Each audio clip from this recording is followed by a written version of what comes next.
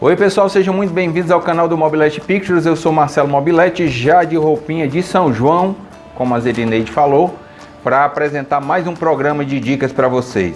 Eles já nos fizeram muita raiva com o 7-1, mas também nos entregam muita coisa maravilhosa. Esse é o primeiro vídeo de uma série que eu pretendo fazer sobre cinema pelo mundo. E hoje nós vamos falar sobre cinema alemão. Se liga aí que está começando mais um 3 dicas do Mobilete.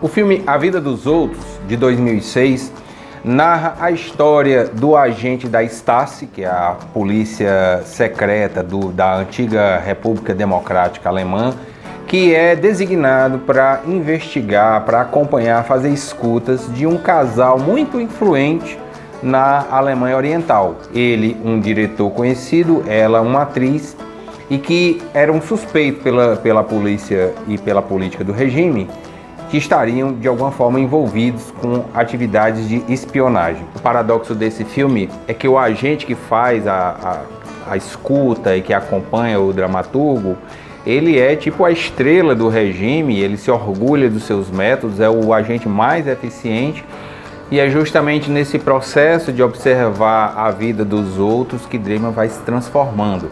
O filme é extraordinário, foi reconhecido pela crítica como um excelente filme, tanto que ganhou o Oscar de melhor filme em língua estrangeira e também o Globo de Ouro na mesma categoria. É um filme que foi realizado com um orçamento muito baixo, em torno de 2 milhões de dólares, e arrecadou quase 80 milhões de dólares em bilheteria. O filme foi considerado pela revista americana National Review em 2009 como um dos melhores filmes dos últimos 25 anos.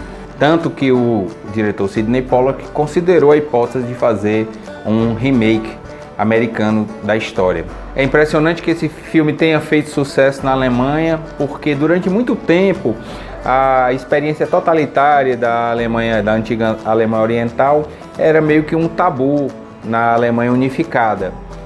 Uma forma de não se falar em feridas do passado.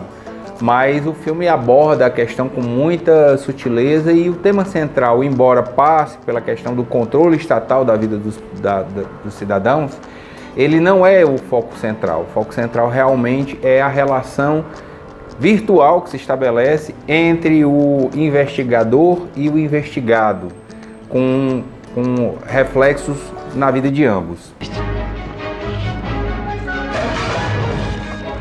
Frau Sieland, kennen wir uns? Sie kennen mich nicht, aber ich kenne Sie. E de 2008 nós temos o filme A Onda. Detalhe, não confundir com o filme norueguês que tem o mesmo nome, de 2015. Essa versão alemã, inclusive, não tem nenhuma relação, as histórias são completamente diferentes daquele filme norueguês. A história aqui se passa numa escola alemã, quando um professor é chamado a lecionar uma disciplina de autocracia, a contragosto dele e dos alunos que não tinham nenhum interesse na matéria, e durante as discussões em sala de aula, a grande questão do nacionalsocialismo, ou seja, o nazismo que imperou na Alemanha pré-guerra, e para exemplificar como surge um movimento fascista, o professor começa a fazer uma série de exercícios em sala de aula, ele começa a criar símbolos, saudações, ele criar todos os mesmos artefatos, todos os mesmos recursos que Hitler usou na Alemanha nazista.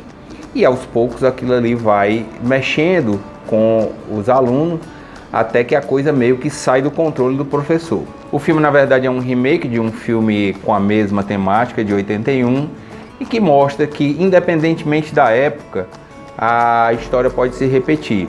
O filme, inclusive, começa mostrando que os jovens da sala de aula desse professor são pessoas do seu tempo, consomem música contemporânea, consomem tecnologia, são pessoas do seu tempo.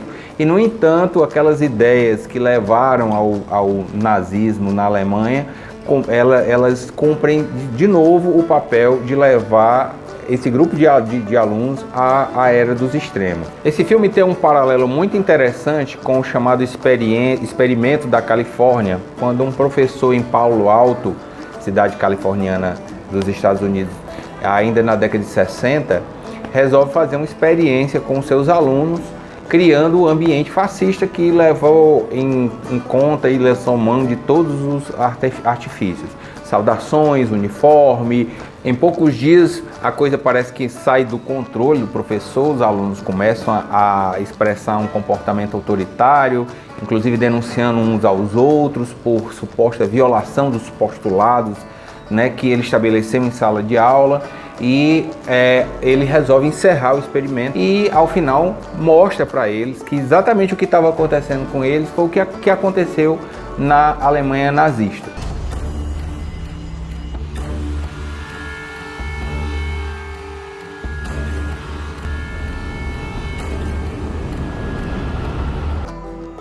E eu falo agora daquele que é talvez um dos filmes alemães que eu mais gosto. Adeus Lenin é um filme de 2003, mas que também retrata a Alemanha antes da queda do Muro de Berlim, mais precisamente o lado comunista, a RDA, a República Democrática Alemã. O nosso protagonista, vivido por Daniel, é Alexander, que tem uma mãe completamente identificada com o regime, daquela socialista de carteirinha que não admitia qualquer crítica ao sistema. Em um dia, ela pega o seu filho em uma manifestação contra o governo e ela tem um ataque cardíaco e entra em coma. A questão é que durante o período em que a mãe de Alexander está em coma, ocorrem sérias e profundas transformações na Alemanha.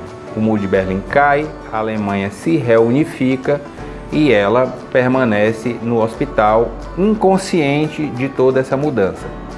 E um belo dia, depois de muito tempo, já de uma Alemanha completamente reunificada, um novo país, uma outra realidade, a mãe de Alexander volta, torna a consciência e ele é advertido pelo médico que ela não pode sofrer novos abalos psíquicos porque seria fatal.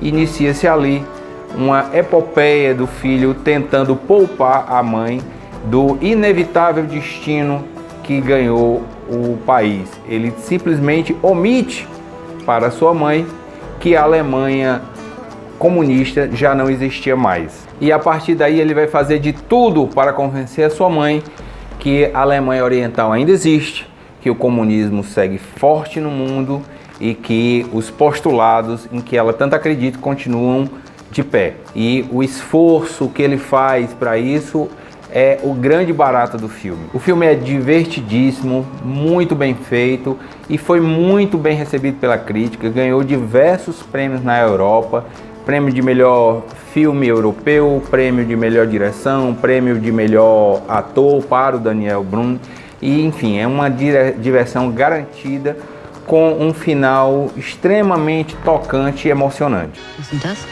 Ja, ich weiß ja auch nicht, was die Genossen da wieder, also... Ist es denn wirklich so? E o programa de hoje se encerra por aqui.